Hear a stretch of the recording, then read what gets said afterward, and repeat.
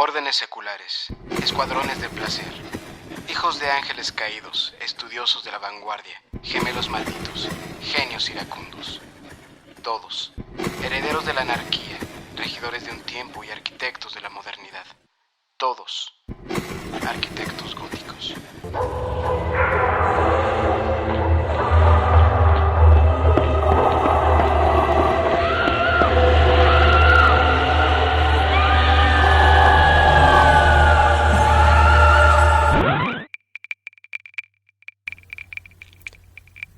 Buenas noches, bienvenidos a esta edición número 16 de Gótica Especial. Soy Ángel, director editorial, y me complace recibirlos en esta edición de nuestro podcast que se dedica a la vieja escuela, a las bandas clásicas. A mi siniestra me complace contar con la presencia de Irnan Ulfendar, una de nuestras colaboradoras que ustedes ya conocen, que platicará con nosotros de su experiencia. La hemos invitado por dos razones. La primera, como yo, Irnan ya no se cuece al primer hervor. Y la segunda, porque tiene un contacto muy importante con las nuevas generaciones. De seguro la han visto, la han conocido e incluso han echado una chela con ella en el Chopo y en el Español. Irnan, ¿cómo estás? ¿Qué tal, Ángel? Buenas noches a todos y pues para participar en este número emblemático y importante de lo que es la vieja escuela. La vieja escuela. ¿Sabes por qué se nos ocurrió hacer este número? A ver, platícame por qué. Mira, hemos recibido muchos correos electrónicos. Sabes perfectamente que tenemos una comunicación muy padre con los lectores, un diálogo con ellos. Y pues nos han de repente preguntado por bandas clásicas, ¿no? Que hablemos de tal o tal banda, de tal grupo. Pero la gota que derramó el vaso fue una anécdota que me pasó. Tengo una amiga, que incluso tú la conoces, y de la que no voy a decir su nombre para no quemarla, ¿estarás de acuerdo? Estoy de acuerdo, bueno, sin nombres. Esta chica, desde que la conozco, está muy metida en lo que para ella es el movimiento. Proclama mucho el movimiento y todo esto, ¿no? Ella se dedica a hacer performance, teatro, declamaciones poéticas en diferentes lugares, ¿no? Y de repente me azoto cuando me entero que la chica no conoce a Sisters of Mercy. ¡Auch! Tiene 25 años. Sí, es mucho menor que nosotros dos. Sí, es menor, Pero sí me sacaron ronchas, o sea, me sacó ronchas el saber que esta chica de 25 años que proclama ser parte o pertenecer a una escena no conozca sus orígenes. Pues más que sus orígenes, también un grupo tan emblemático. Exacto. Que dio mucho de qué hablar y fue el parteaguas y abrió la puerta para otros grupos que actualmente están sonando. Exacto. Pero Irnan, ¿cuál ha sido tu experiencia? ¿Qué onda con los chavos? Porque tú conoces a muchos chavitos, se acercan mucho a platicar contigo y sí, les ha de parecer de repente extraño que tú les hables en chino. Pues no en chino, hay una escasa, muy escasa minoría que sí escucha a las viejas bandas, pero la mayoría de los muchachos no, pues están ocupando su tiempo en oír más cosas comerciales, más cosas modernas y no se toman el tiempo para echar una mirada atrás de quiénes tomaron las influencias, estos grupos que actualmente suenan, quiénes fueron los que abrieron las puertas. Y bueno, la mayoría me dicen, es que estamos ávidos de lo que era antes, porque ya no es como era antes. Y yo me pregunto, ¿realmente saben lo que era antes? Exacto, porque son chavos de no más de 20 años. Estamos hablando de un rango de 22 para abajo, 16, 17, cuando muy de la menos edad. Y entre ellos mismos se dicen posers. Bueno, en general es como que la enfermedad y la epidemia global de la escena oscura. El llamarse poser, el etiquetarse, el decir es que tú eres una cosa u otra, es que tú te compras tu ropa en tal o cual parte, es que tú eres poser porque no escuchas esto, es que tú eres poser porque compras tus discos en cadenas establecidas, y bueno, se tratan de discriminar unos a otros, cuando tú sabrás que la vieja escuela fue precisamente englobar. Exacto, la vieja escuela. Hernán, ¿qué te parece si definimos para los espero que sean pocos perdidos, que no sepan a qué nos referimos con vieja escuela. Muy bien, la vieja escuela.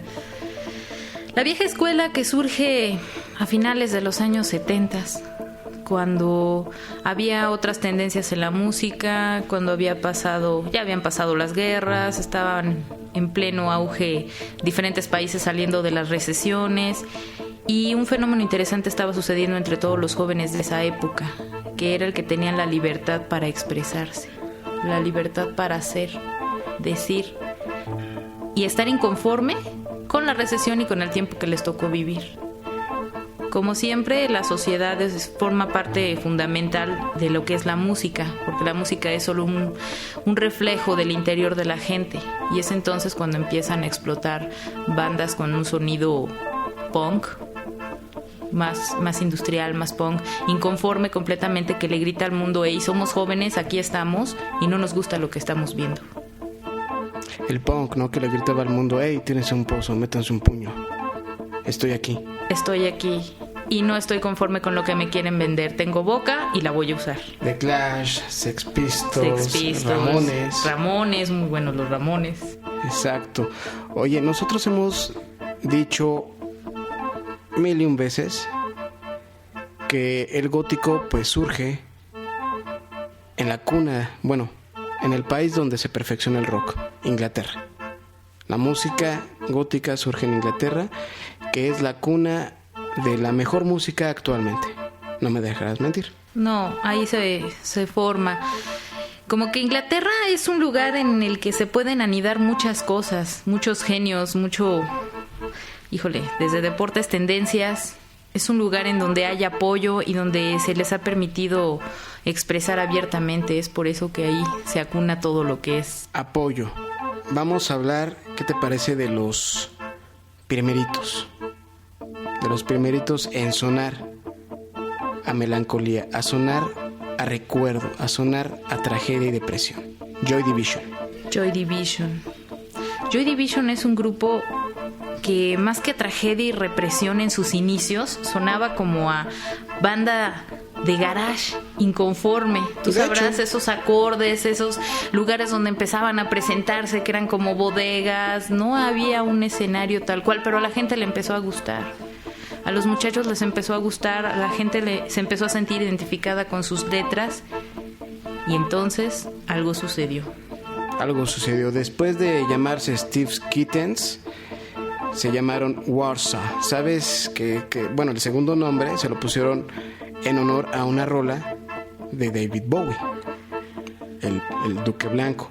Y Joy Division es un nombre que toman de un libro, The House of Dolls, de Karol Szymanski, donde la autora menciona este término para referirse a un escuadrón femenino que divertía a las tropas nazis.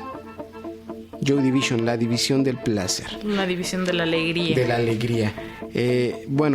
Ellos surgen en Manchester y a diferencia de las bandas que conocemos actualmente, llámese Lacrimosa, llámese Christian Death, no sé, por decir algo, ¿no? Llámese Virgin Black. Joy Division tenían una estética bastante normal. Pues sí, era una estética, como digo, muy común, muy tipo obreros de Inglaterra, gente trabajadora, gente común, gente que no necesitaba disfrazarse para ser. Eran hijos de proletariado. Hijos de proletariado completamente. Por eso tan importante es su nombre. Exacto, la división del placer, que al final pues todo el mundo se prostituye por un salario. Exacto. Y sus canciones, ¿no? Tan emblemáticas. Que fíjate, bien padre. Ellos surgen en 1976. Solo sacaron 2 discos, 2 álbums. El Unknown Pleasures y el Closer. Que el Closer es como que el más conocido. Quiero creer, entre nuestros muchos lectores. Y con tan solo 2 discos, estos cuates revolucionaron la música e influyeron a infinidad de bandas hasta nuestros días. Ahorita, en este 2008, estamos viviendo una revolución musical con nuevas bandas, nuevas tendencias, todas inglesas, algunas neoyorquinas, y están sonando a Joy Division. incluso son bandas que no enarbolan una bandera gótica o darky. O sea, son bandas de rock, se acabó. Pero suenan con ecos cavernosos, con letras contestatarias, con letras un tanto subversivas. Es la influencia de Joy Division. Claro, suenan de nuevo a la inconformidad. Exacto. Esa inconformidad emblemática de un tiempo que ya pasó. De un tiempo que ya... Es como un ciclo, no sé si te das cuenta que es como un ciclo. Empezó en los 80s, finales de los 70s, 80s, pasamos toda la tecnología, el boom, la modernidad de este siglo, pero necesitamos algo más. Exacto. Algo más, estamos vacíos, necesitamos regresar al inicio. Hablabas del apoyo en Inglaterra. ¿Qué nos puedes decir del apoyo hacia Joy Division? Pues Joy Division en su inicio, te digo, sonaba más bien así como banda de garage y se presentaban en lugares pues poco... Chiquitos. Sí, poco conocidos realmente, pero los empezaron a escuchar. La gente fue la que empezó a hablar de ellos, la que empezó a movilizarse, a querer saber más, a buscar sus discos. Entonces algunos periodistas pues los descubrieron y empezó el apoyo. Empezó a sonar por ahí el nombre de Joy Division. Entonces fue cuando las grandes disqueras voltearon a verlos y dijeron, de aquí podemos hacer algo interesante. No estamos muy de acuerdo con lo que hacen, pero a los jóvenes les gusta. Exacto, los periodistas, acabas de darle en el clavo al asunto. Los periodistas fueron parte fundamental para el desarrollo del gótico, de la música gótica, del género. Y un nombre que se debe recordar es el de Anthony H. Wilson, de la BBC de Londres. De la BBC de Londres. Que posteriormente fue el manager de Joy Division. Y bueno, este cuate por ahí de 1979 se le ocurrió... 78, perdón. Por el 78. Se le ocurrió definir el sonido de Joy Division como gótico. Por sus atmósferas cavernosas, por sus líricas decadentes, melancólicas, por ese sonido garage. Por ese sonido cero comercial y sí con muchas propuestas. Con mucha propuesta, exacto. Entonces, a partir de ese año, 78, un año después de que nací, en 1978, sí, surge oficialmente el término gótico para referirse a la música, a una tendencia musical nueva, agresiva, elegante, inconforme y dentro de su lenguaje simple, culta, exacto. Bueno, esto fue Joy Division, otra de las bandas icónicas que a mi gusto serían los papás de los pollitos, Bauhaus, que ellos están inspirados en las influencias de David Bowie, pero el nombre es de la escuela alemana. ¿Estás de acuerdo? Estoy de acuerdo. Bueno, fíjate que aquí es interesante porque Bauhaus, como que si Joy Division se va más hacia lo que es la agresividad, el garage, la guitarra, la batería, bueno, sonidos fuertes, Bauhaus es como más elegante pero melancólica. Uh-huh. El término para definir a Bauhaus es melancólico, romántico con toques medio victorianos. Pues bueno, ves que ellos ya fueron los primeros en instituir el color negro. El color negro entre su estética. Y en su sonido, ¿no? Como que de repente encontramos a qué se escucha el color negro con Bauhaus. ¿A qué se escucha y qué quiere decir? ¿Y qué quiere decir, no? ¿Qué quiere decir? Porque en una página negra se puede escribir todo, cualquier cosa. El misterio, la seducción, la sangre, la leyenda. El romanticismo. Pero volvemos a lo mismo. Estos cuates de Northampton, igual, Inglaterra, están influenciados por David Bowie. David Bowie, que en sus inicios, se le reconoce porque el tiempo en el que él se destapó, tal cual, y empezó a explorar los diferentes estilos, tanto de imagen como de música, como de incluso sus tendencias hasta cierto punto sexuales que llamaban tanto la atención. Andrógino. Porque en medio de esa cuestión andrógina completamente hay una sensualidad y una seducción que no cae en un lado femenino o un lado masculino, simple y sencillamente es. Pero Asimismo, esta seducción nos va marcando entre sus canciones y sus movimientos como un dejo de tristeza, a lo que podríamos llamar melancolía. Y es en ese pedacito, en ese dejo de tristeza, de melancolía, que Bauhaus dice: aquí podemos renacer. De aquí soy. De aquí soy. Sí, porque de entrada sabes perfectamente que Peter Murphy es considerado el hijo pródigo, el hijo pródigo de David Bowie. O sea, Peter Murphy ya se pintaba el cabello de naranja por David Bowie. Era su ídolo y sigue siendo su ídolo, ¿no? Y David Bowie, pues, caray, mira, qué chido. Y de repente escucha Bauhaus: oye, pues es que me gusta tu banda. Me gusta lo que suena. Me gusta lo que suenas. Oye, imagínate que tu gran ídolo reconozca tu trabajo, ¿no? Eso significaba que Bauhaus era una banda que llegó para quedarse. ¿Qué te parece si nos vamos a escuchar una rola? Esto es Temple of Love. Disfrútenla.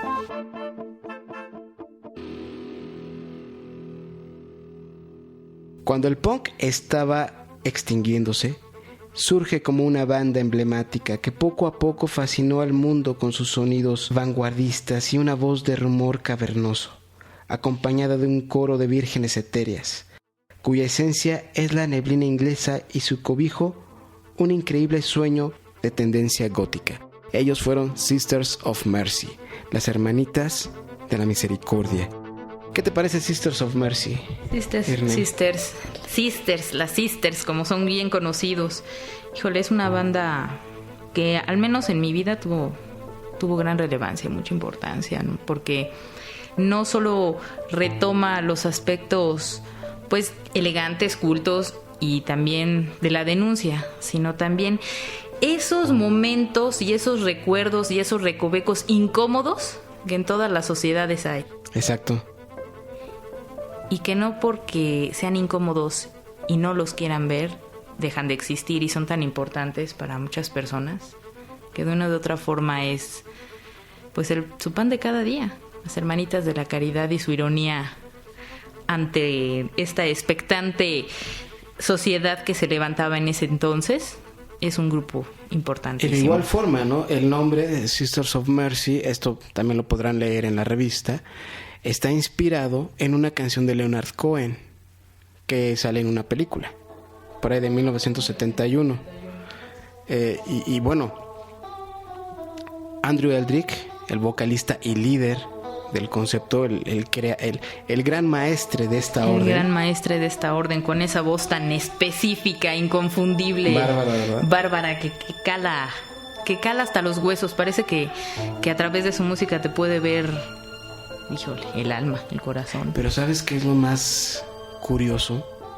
Que él, Andrew Eldritch, como muchos otros artistas de la época, han negado y siguen negando que ellos sean góticos.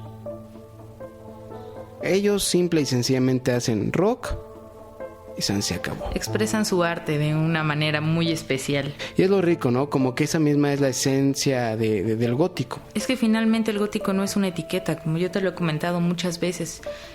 Bajo el cobijo de la noche cabemos todos, y en la oscuridad también. Entonces no necesitas una etiqueta, que por su estética o por el tipo de canciones o por su voz, los mismos periodistas, y ya se quedó todo el mundo enfrascándolos en ese género, no significa que realmente quieran etiquetarse, ¿no? Es como lo que llegamos a platicar en algún momento. Los periodistas somos los que de alguna forma tenemos que dar a conocer las cosas. Somos los que tenemos que dar la noticia, el informe, informar y orientar a la sociedad, al público. Estoy de acuerdo contigo, más que informar, orientar, mostrar, decirles, bueno, esto es lo que hay actualmente, esto es lo que estamos escuchando, estas son las voces que están gritando a nuestro alrededor, porque no todo mundo puede acceder a viajar o a buscar entre los lugares más under. A veces también hay que, y no todo el mundo sabe rascarle, ¿no? Para sacar cosas que valen la pena. Entonces, en la manera de comunicar está el mostrar lo que está a nuestro alrededor, lo que la gente quiere escuchar o lo que la gente debería de escuchar también. Exacto. Porque no, fíjate, en el caso de Sisters, pasó algo bien interesante que me recuerda, y yo creo que a todas las personas que nos están escuchando les va a recordar a una o dos personas que conocen. Se juntó esta banda, se inspiraron en una canción, vieron unas cuantas películas, lo mezclaron con sus sentimientos, con una buena dosis de ingenio y de talento, y lo lanzaron a la calle como un demo. Ellos mismos maquilaron al principio sus demos, ellos mismos maquilaron su mercancía para vender. En ese entonces no había internet, no había Space, no había nada de eso. Entonces lo único que pudieron hacer fueron panfletos, propagandas. Incluso antes de los acetatos. Incluso antes de los acetatos. Eran cintas, era el tape. El cassette, que ya no existe. El cassette que ya no existe. Un chavito te va a decir ¿qué fregados es eso? Claro, y ellos los grababan, y entonces así hicieron sus primeras maquilas. Y las distribuyeron, y le dijeron a la gente, escúchenos. Exacto. Y otra de estas bandas, igual inglesa, que hizo lo mismo. Comenzaron desde abajo, con un sueño, con un ideal. Fueron dos hermanos, Gene Love Jessel, los gemelos Jay y Michael Ashton, que nacieron como uno, crecieron y vivieron como uno, pero el destino los obligó a terminar separados. Estos cuates, bueno, sí es una banda un tanto, no rara ni extraña, pero mucha chaviza no los conoce. Los desconoce absolutamente, a pesar de que en antros como el Real Under o Lauta de Donceles, pues tocan sus canciones ahí mientras tú estás echándote tu chela o el cafecito, ¿no? De fondo. De fondo, exacto, ¿no? Una de sus canciones más emblemáticas, Josefina, que incluso tú sabías, bueno, te acordarás, que sus videos eran transmitidos por MTV. También los de Sisters. Bauhaus también Joy llegaron Division. A transmitir Joy Division en MTV. ¿Y sabes lo que me purga? Debo decirlo. Hace no mucho recibimos un chisme. Fue un chisme, lamentablemente, de que Lacrimosa ya estaba transmitiendo sus videos por MTV. No, eso solo fue un chisme. Fue un chisme, exacto. Pero cuando nos entregamos a hacer la labor periodística, oye, pues, ¿qué onda? ¿Será verdad? ¿Será mentira? ¿Será la abeja del otro día? No sé.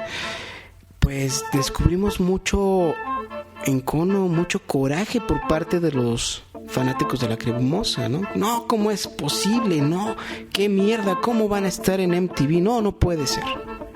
Mira, MTV fue una de las primeras cadenas, si no es que la primera. Fue la primera. De hecho, de las cadenas en las que se empezaron a presentar otro tipo de estilo de hacer música, que es el video. Exacto.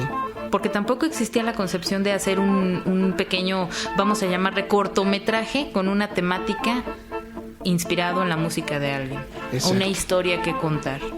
Entonces MTV fue de los primeros, la primera cadena que se aventó y dijo, bueno, va, empiecen a hacerlo y yo los transmito.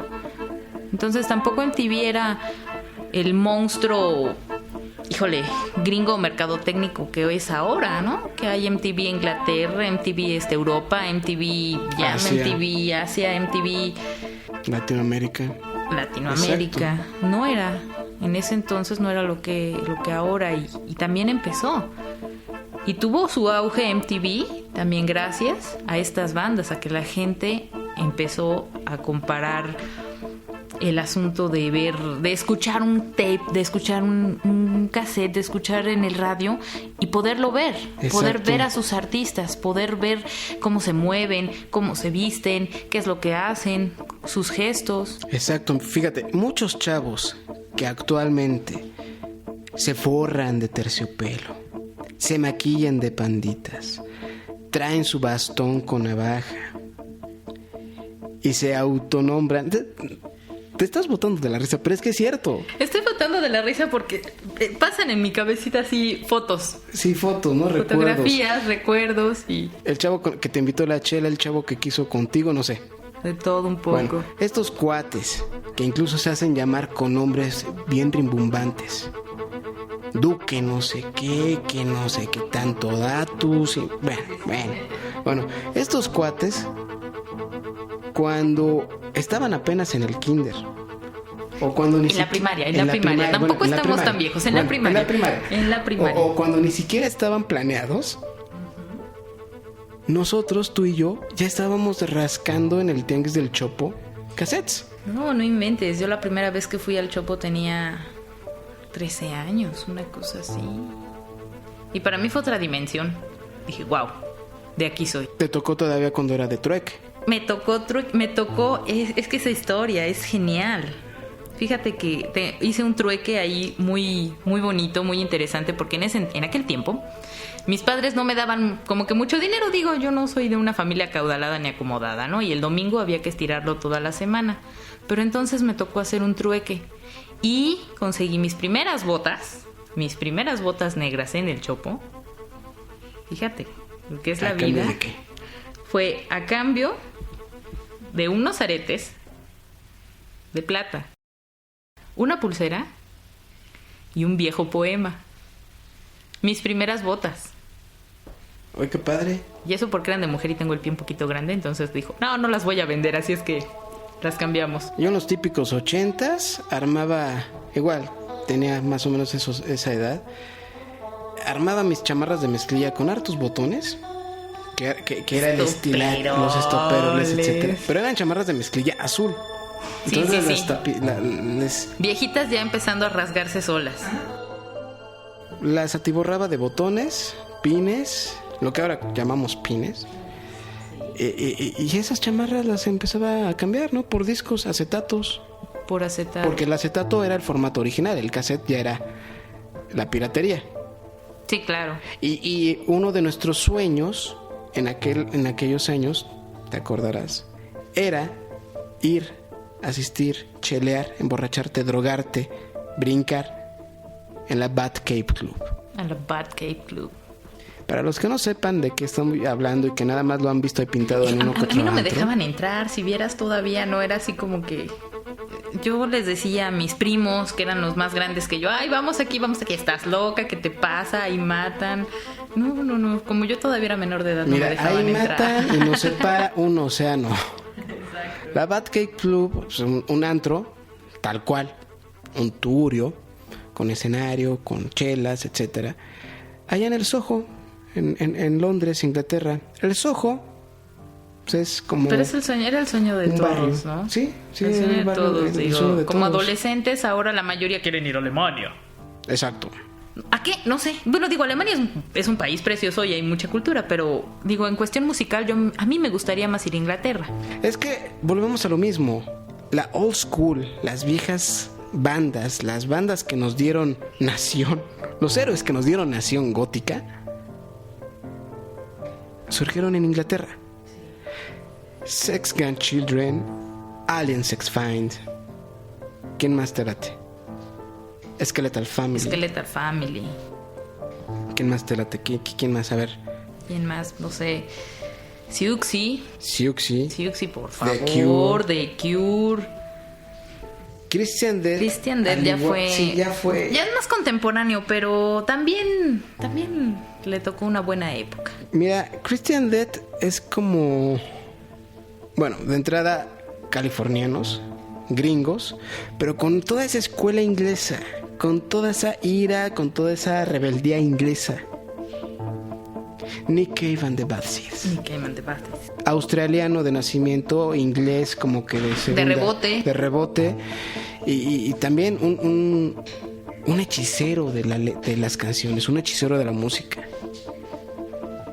Pero mira, aunque esta cuestión de las viejas bandas inició en Inglaterra, como que esa neblina de inconformidad y obscuridad fue cubriendo el resto de los continentes. Uh-huh. Y gente que pudo viajar, darse una vuelta, experimentar, lo hizo. Y gente que no, volteó a su país y también dijo, ah, caray, aquí también está sucediendo. Exacto. Aquí también somos jóvenes, aquí también hay buena música y también nos vamos a expresar. Lamentablemente, ya sabes, el tiempo es corto para nuestros podcasts, pero creo que deberíamos concluir, Hernán, que la importancia de esta pequeña discusión es hacer conciencia de todo lo que pasó, de todo lo que se ha olvidado o de todo lo que incluso no se conoce. Esas bandas, esos artistas que surgieron en Inglaterra, insisto, que surgieron de rebote en Estados Unidos, Nueva York y California, y que son bandas que nos dieron las bases, ¿no? Para la música que estamos escuchando ahorita. Y que de rebote también nos tocó aquí en México. Exacto. Pero a personas mayores de 30 años, ¿no? Como ahorita ya mayores de 30 años, pero fue el parteaguas, porque en ese entonces también nos tocó de rebote, que si no hubiera sido igualmente por ciertos medios de comunicación, por los periodistas, por MTV, por el Tianguis del Chopo, no hubiéramos conocido. Por los mismos sueños de estos artistas. Una chava me sugería para Gótica: oigan, es que meten puras bandas comerciales. Bueno, entonces, ¿qué bandas prefieres? ¿Qué bandas sugieres para que nosotros hablemos? Bandas menos comerciales. Bandas under. Bandas under. Lo de hoy es under. ¿Cómo cuáles? Me mencionó 3 nombres. Uno de ellos no los conocía, los otros 2 pues sí. Y ya me dice la chica: no, es que estos cuates son de Escandinavia, estos cuates son de Alemania, estos cuates son de acá. Ah, muy chido. Bueno, si conoces a esta banda, que es del otro lado del océano, ya no es comercial. Porque ya llegó aquí.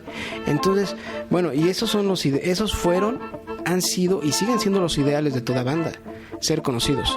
Entonces, bueno, creo que el ideal de estos genios iracundos de los años 70s, 80s no debe quedar en el olvido. ¿Qué les puedes recomendar, Hernán? ¿Qué puedes sugerirles ya para terminar a todos nuestros escuchas? Que bueno, muchos son chavitos. Acérquense a la vieja escuela, en verdad, no porque el término se escuche pasado de moda, lo es. Hay mucha influencia en lo que ustedes mismos pueden aprender y darse cuenta de que las bandas que suenan hoy tienen mucha influencia de los años pasados y de esas bandas que vivieron y vivirán siempre en nuestros recuerdos. Que si bien ustedes están inconformes, esta inconformidad nos ha seguido a través de décadas. Ahora, en este nuevo siglo, en este nuevo milenio, en esta nueva época que nos está tocando, con toda la tecnología que hay, se vale tomar como base la vieja escuela, como una buena base fuerte para poder lanzar lo que hoy en día quieren que se escuche, o sus mismos proyectos, o su inconformidad. Muchas gracias, Hernán. Bueno, esto ha sido todo por este podcast número 16, La Vieja Escuela. Soy Ángel, director editorial de Gótica. Buenas noches y dulces sueños.